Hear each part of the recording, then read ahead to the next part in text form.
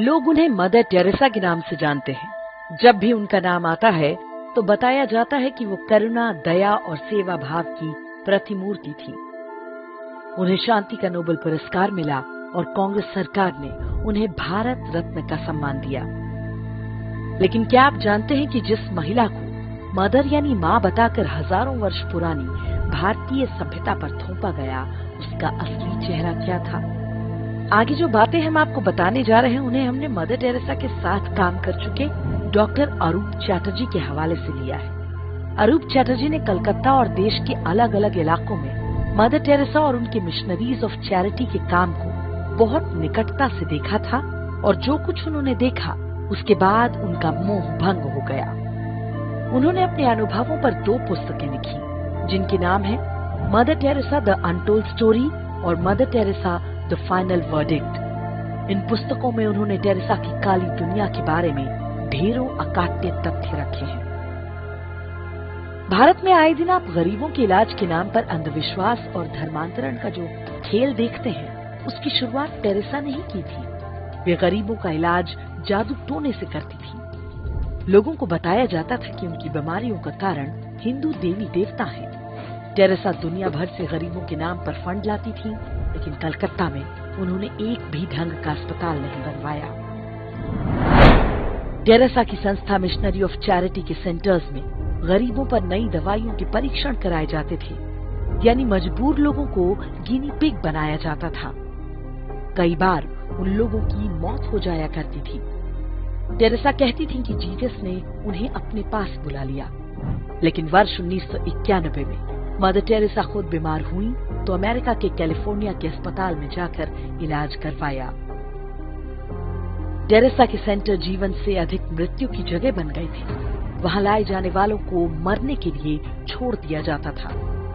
वर्ष 1992 में medical journal Lancet के संपादक रॉबिन फॉक्स ने लिखा कि मिशनरी ऑफ चैरिटी के सेंटर्स में साधारण पेन किलर दवाएं तक नहीं होती। मामूली मरीजों को भी एहसास दिलाया जाता था कि वे बस कुछ दिन के मेहमान हैं और उनके कष्टों का कारण उनका पिछला धर्म यानी हिंदू होना है।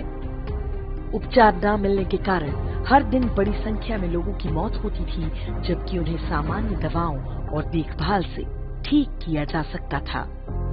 मिशनरी ऑफ चैरिटी के सेंटर्स में उन्हीं गरीबों को खाना दिया जाता था जो ईसाई बनना स्वीकार करते थे। डॉक्टर अरूप चैटर्जी ने बताया कि कोलकाता सेंटर में मात्र 300 लोगों के लिए खाना बनता था, लेकिन टेरेसा प्रचार करती थी कि वे हर दिन हजारों लोगों का पेट भर रही हैं। टेरेसा जिन गरीबों के बच्चों को अपने सेंटर्स में लेती थी, उनके माँ बाप से एक फॉर्म भरवाया जाता था कि अब उनका अपने बच्चे पर कोई दावा नहीं होगा।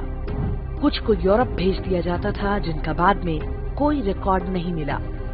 आज भी टेरेसा के सेंटर्स पे बच्चे चोरी करने और उन्हें अवैध तरीके से बेचने के आरोप लगते रहते हैं। आरोप है कि बच्चे बेचना टेरेसा की कमाई का एक बड़ा माध्यम हुआ करता था।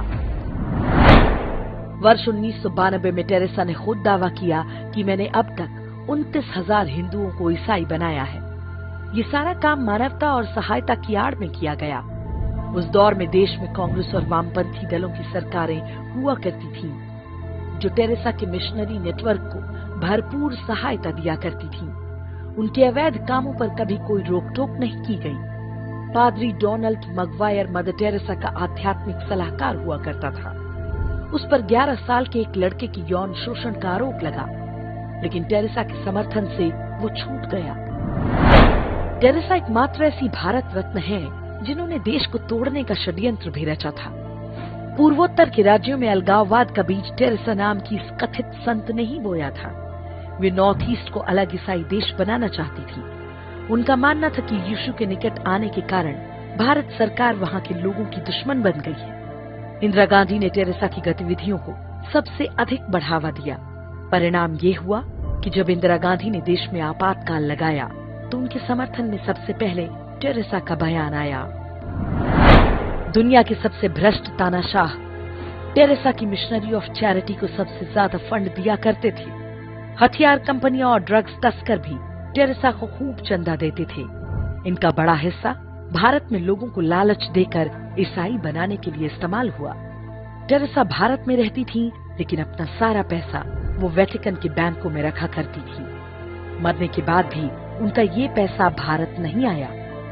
वर्ष 2017 में ये समाचार आया था कि यदि टेरेसा के पैसों को निकाला जाए तो वेटिकन के बैंक खाली हो जाएंगे। वर्ष 2016 में वेटिकन ने टेरेसा को संत की उपाधि दी थी। जिन 2 चमत्कारों के आधार पर उन्हें संत घोषित किया गया, वो दोनों फर्जी साबित हो चुके हैं। दावा किया गया था कि पेट में ट्यूमर से जूझ रही पश्चिम बंगाल की एक महिला मोनिका बेसरा ने एक दिन अपने लॉकेट में मदर टेरेसा की फोटो देखी।